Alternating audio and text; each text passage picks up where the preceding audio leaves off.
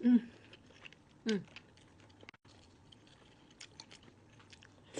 Wala muna magluluto ngayon at yan, kain tayo. Yung dinner natin is instant na ramen. Buti na may ganyan sa ref. Madali lang siyang gawin yan. Ipainit natin ng mga 5 minutes and 20 seconds and ready to eat na. Yan lang. Kain tayo.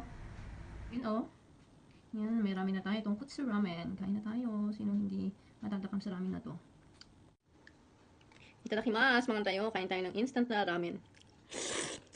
Mm. Mm.